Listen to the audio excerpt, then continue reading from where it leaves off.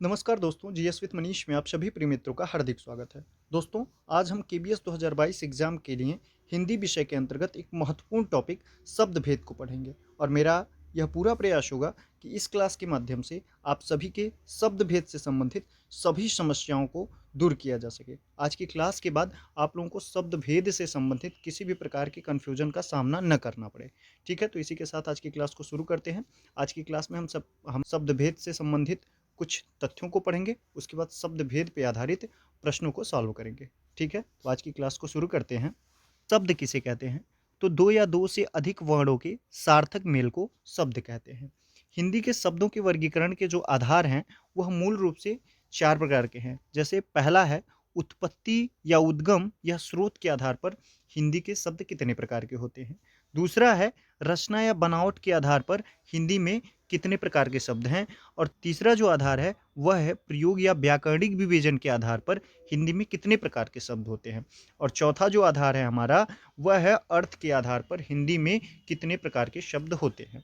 ठीक है, तो एक एक करके समझेंगे, जिसमें हम पहला देखते हैं उत्पत्ति या स्रोत के आधार पर शब्द कितने प्रकार के होते हैं। तो उत्पत्ति या स्रोत के आधार पर शब्द चार प्रकार के होते हैं: तत्सम, तद्भव, देशज और विदेशज।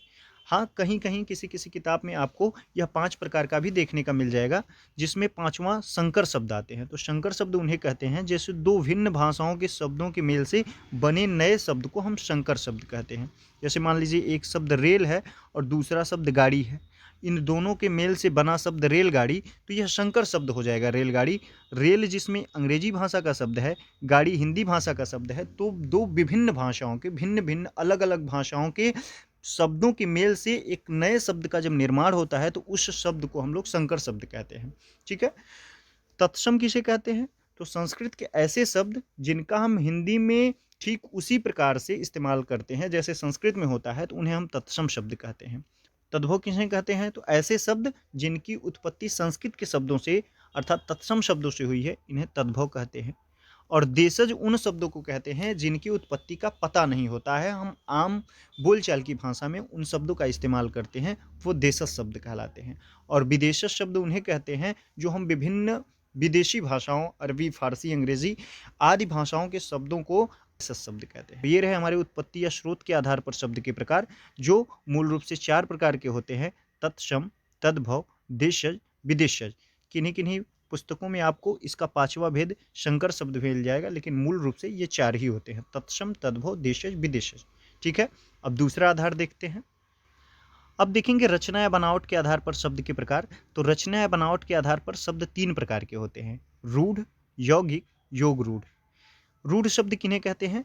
तो ऐसे शब्द जिनको अगर हम तोड़ते हैं तो उनका एक सार्थक खंड ना हो, उन्हें हम रूढ़ शब्द कहते हैं। जैसे मान लीजिए जल लिखा हुआ है, इनको अगर हम तोड़ते हैं, ज प्लस ल कर देते हैं, तो इनका ज का और ल का कोई अलग अलग एक सार्थक अर्थ नहीं निकलता है, तो इनसे बने हुए शब्दों को हम रूढ़ शब्द कहेंगे।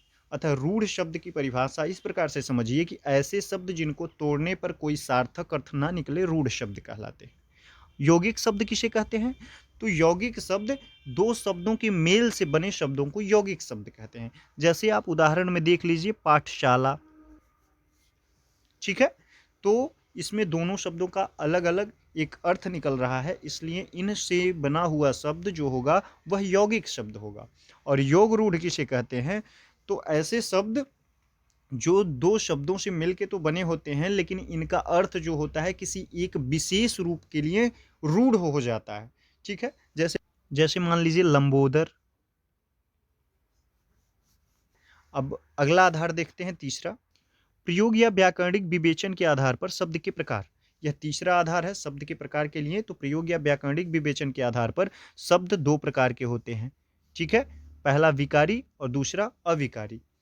विकारी शब्द कौन कौन से होते हैं? तो संज्ञा, सर्वनाम, विशेषण एवं क्रिया शब्द जो होते हैं ये विकारी शब्द होते हैं। अविकारी शब्द कौन से होते हैं?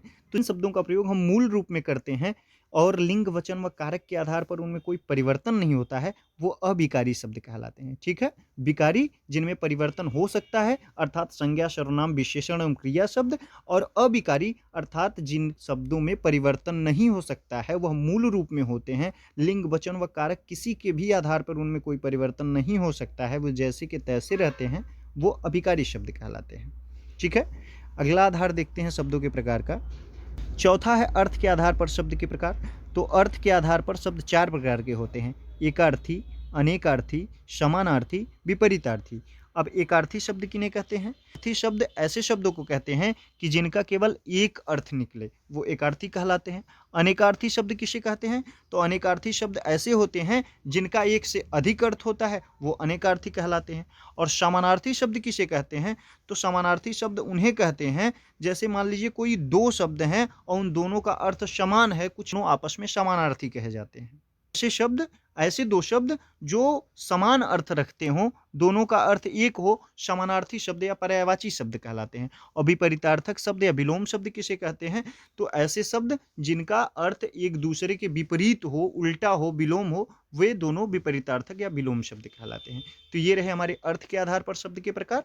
4 प्रकार के होते हैं: एकार्थी शब्द, अनेकार्थी शब्द, समानार्थी या पर्यायवाची शब्द, और चौथा विपरीतार्थक या विलोम शब्द।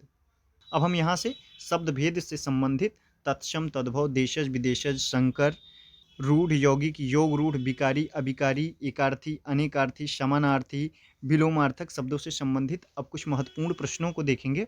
पहला प्रश्न कह रहा है, संस्कृत के ऐसे शब्द जिन्हें हम ज्यों का त्यों प्रयोग में लाते हैं, वे क्या कहलाते हैं? तत्सम शब्द, तद्भव शब्द, देशज शब्द या विदेशज शब्द। तो संस्कृत के ऐसे शब्द जिन्हें हम ज्यों का त्यों प्रयोग में लाते हैं, वे तत्सम शब्द कहलाते हैं।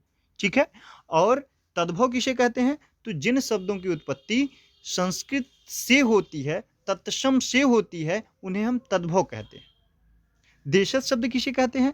तो ऐसे शब्द जिनकी उत्पत्ति का पता न चले। ठीक है ना, वे शब्द जिनकी उत्पत्ति का कोई पता न चले, हम आम बोलचाल की भाषा में उनका इस्तेमाल करते हैं, देशज शब्द कहलाते हैं। और विदेशज शब्द उन्हें कहते हैं जिनको हम विदेशी भाषाओं से अपनी भाषा में प्रयोग करते हैं, वो विदेशज शब्द कहलाते हैं।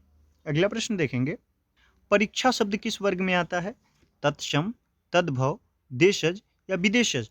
तो परीक्षा शब्द जो है यह तत्सम शब्द में आता है, अतः ऑप्शन नंबर ए सही हो जाएगा। तो परीक्षा शब्द का तत्भव जो हो जाएगा वह परख हो जाएगा। अगला प्रश्न देखेंगे, स्वतंत्र सत्ता धारण न करने वाले शब्द क्या कहलाते हैं? रूढ़ शब्द, यौगिक शब्द, योग रूढ़ शब्द या इनमें से कोई नहीं। तो स्वतंत्र सत्ता धारण न करने वाले शब्द यौगिक शब्द कहलाते हैं, ऑप्शन नंबर 2 सही हो जाएगा। अगला प्रश्न देखेंगे, प्रयोग की दृष्टि से सूक्ष्म अंतर व्यक्त करने वाले शब्द क्या कहलाते हैं? प्रयोगात्मक, समानार्थक, अनेकार्थक या विपरीतार्थक। तो प्रयोग की दृष्टि से सूक्ष्म अंतर व्यक्त करने वाले शब्द समानार्थक शब्द कहलाते हैं, तो ऑप्शन नंबर 2 सही हो जाएगा। अगला प्रश्न देखेंगे, यौगिक शब्द कौन सा है? पंकज, पाठशाला, दिन या जलज। तो निम्न दिए हुए ऑप्शनों में से पंकज जो है यह योग रूढ़ शब्द है। पाठशाला जो है यह दो शब्दों से पाठ धन शाला से मिलकर बना हुआ है, यह क्या हो जाएगा? यौगिक शब्द हो जाएगा, तो ऑप्शन नंबर 2 आपका सही आंसर हो जाएगा। दिन जो है यह रूढ़ शब्द हो जाएगा, क्योंकि इसको जब आप तोड़ेंगे तो इसका सार्थक अर्थ नहीं निकलेगा, अतः ऑप्शन नंबर 2 आपका सही आंसर हो जाएगा। अगला प्रश्न देखेंगे, विभावरी किस प्रकार का शब्द है? तत्सम, तद्भव, देशज या विदेशज। तो विभावरी जो शब्द है यह तत्सम शब्द है, अतः ऑप्शन नंबर 1 सही हो जाएगा। योग रूढ़ शब्द कौन सा है? पीला, घुड़सवार, लंबोदर या नाक। तो योग रूढ़ शब्द इसमें से लंबोदर हो जाएगा, ऑप्शन नंबर 3 सही हो जाएगा। पीला जो हो जाएगा वो रूढ़ शब्द हो जाएगा, घुड़सवार यौगिक शब्द हो जाएगा, नाक रूढ़ शब्द हो जाएगा, अतः ऑप्शन नंबर 3 सही हो जाएगा। अगला प्रश्न देखेंगे, अगला प्रश्न कह रहा है, नीचे दिए गए विकल्पों में से तत्सम शब्द का चयन कीजिए। पड़ोसी, गोधूम, बहु या शहीद।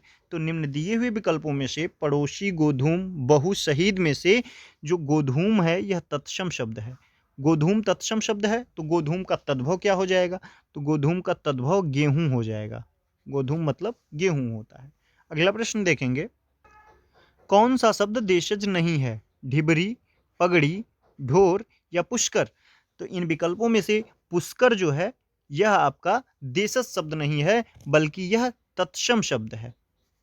और पुष्कर का तद्भव शब्द जो हो जाएगा वह पोखर हो जाएगा। ठीक है, अतः ऑप्शन नंबर 4 सही हो जाएगा। अगला प्रश्न देखेंगे, जिन शब्दों की उत्पत्ति का पता नहीं चलता उन्हें क्या कहते हैं? तत्सम शब्द, तद्भव शब्द, देशज शब्द या विदेशज शब्द। तो जिन शब्दों की उत्पत्ति का कोई पता न चले उन्हें हम देशज शब्द कहते हैं। तो ऑप्शन नंबर 3 सही हो जाएगा। तत्सम शब्द संस्कृत भाषा के ऐसे शब्द जिनको हम हिंदी भाषा में ज्यों का त्यों इस्तेमाल करते हैं तत्सम शब्द कहलाते हैं।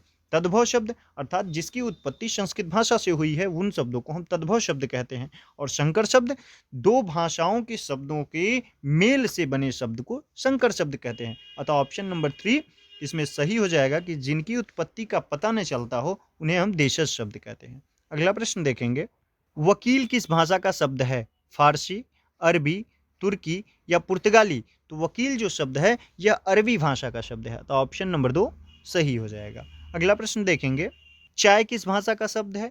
चीनी, जापानी, अंग्रेजी या फ्रेंच। तो चाय जो शब्द है यह चीनी भाषा का शब्द है। ऑप्शन नंबर 1 सही हो जाएगा चाय। अगला प्रश्न देखेंगे, स्टेशन किस भाषा का शब्द है? फ्रेंच, अंग्रेजी, डच या चीनी। तो स्टेशन जो शब्द है यह चीनी भाषा का शब्द है। ऑप्शन नंबर 2 सही हो जाएगा। अगला प्रश्न देखेंगे, संकर शब्द का अर्थ है तत्सम शब्द, तद्भव शब्द, विदेशी शब्द या दो भाषाओं के शब्दों से मिलकर बना शब्द। तो संकर शब्द का अर्थ है दो विभिन्न भाषाओं के शब्दों के मेल से बने शब्द को संकर शब्द कहते हैं। ऑप्शन नंबर 4 सही हो जाएगा। अगला प्रश्न देखेंगे, वानर का तद्भव रूप है बानर, बंदर, बांदर या बांदर। वानर का तद्भव रूप हो जाएगा बंदर। ऑप्शन नंबर 2 सही हो जाएगा। अगला प्रश्न देखेंगे, दर्शन का तद्भव रूप है दर्शन, दर्शन, दर्श या दर्शन। तो दर्शन का तद्भव रूप जो हो जाएगा यह दर्शन हो जाएगा। ऑप्शन नंबर 2 सही हो जाएगा। अगला प्रश्न देखेंगे, निम्नलिखित में कौन सा शब्द तत्सम है? उद्गम, खेत, कोट या अजीब। तो निम्न दिए हुए विकल्पों में से ऑप्शन नंबर 1 उद्गम जो है यह तत्सम शब्द है। ठीक है, खेत का तत्सम क्या होगा? खेत का तत्सम क्षेत्र हो जाएगा। अतः ऑप्शन नंबर 1 दिए हुए विकल्पों में से उद्गम जो है तत्सम शब्द है। अगला प्रश्न देखेंगे, संधि शब्द है तत्सम, तद्भव, देशज या विदेशज। तो संधि जो शब्द है इसकी प्रकृति तत्सम है। अच्छा, संधि का तद्भव अगर पूछ ले तो क्या होगा? संधि का तद्भव जो हो जाएगा यह सेंध हो जाएगा। तो ऑप्शन नंबर 1 सही हो जाएगा। अगला प्रश्न देखेंगे, कमल किस प्रकार का शब्द है? रूढ़, यौगिक, योग रूढ़ या इनमें से कोई नहीं। तो कमल जो शब्द है यह रूढ़ शब्द है। ऑप्शन नंबर 1 सही हो जाएगा। यहीं यदि जलज दिया होता, पंकज दिया होता तो यह जो शब्द हो जाता योग रूढ़ हो जाता। कमल दिया हुआ है तो कमल रूढ़ शब्द है। अगला प्रश्न देखेंगे, निम्न में से एक तत्सम शब्द छांटकर बताइए। इन दिए हुए विकल्पों में से कौन सा शब्द तत्सम शब्द है ये हमको बताना है। अनजान, सच, पत्ता या घोटक। तो इन दिए हुए विकल्पों में से घोटक जो शब्द है यह तत्सम शब्द है। घोटक मतलब घोड़ा होता है, इसका तद्भव जो हो जाएगा घोड़ा हो जाएगा। निम्न में से कौन सा शब्द तुर्की भाषा का है? चाय, रिक्शा, कमरा या कैंची। तो कैंची शब्द जो ऑप्शन नंबर 4 है यह तुर्की भाषा का शब्द है। चाय चीनी भाषा का शब्द है। अगला प्रश्न देखेंगे, निम्नलिखित में से तत्सम शब्द का चयन कीजिए। बारात, वर्षा, हाथी या आंसू। तो निम्न दिए हुए विकल्पों में से वर्षा जो है यह तत्सम शब्द है। अगला प्रश्न देखेंगे, दशानन किस प्रकार का शब्द है? रूढ़, यौगिक, योग रूढ़ या इनमें से कोई नहीं। दशानन जो शब्द है यह योग रूढ़ शब्द है। ऑप्शन नंबर 3 सही हो जाएगा। दशानन योग रूढ़ शब्द क्यों है? क्योंकि देखिए यह किसी एक व्यक्ति के लिए रूढ़ हो रहा है। इसका अर्थ दशानन मतलब लंकेश। तो योग रूढ़ शब्द किन्हें कहते हैं? उन शब्दों को जो यौगिक तो होते हैं लेकिन उनका अर्थ जो होता है किसी विशेष व्यक्ति के लिए या किसी विशेष वस्तु के लिए, किसी विशेष एक चीज के लिए उसका अर्थ जो होता है वो रूढ़ होता है। ऐसे शब्दों को हम योग रूढ़ कहते हैं।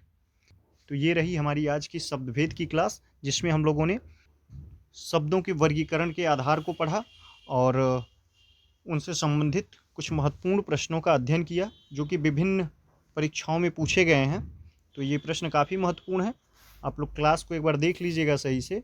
मैं आशा करता हूँ कि आप लोगों को क्लास पसंद आएगी और कुछ प्रश्नों को हम लास्ट में एक क्लास में और प्रैक्टिस कर लेंगे, जिससे आपकी क्लास इस टॉपिक से संबंधित पूरी हो जाएगी। ठीक है, मिलते हैं अगली क्लास में एक नए टॉपिक के साथ। धन्यवाद।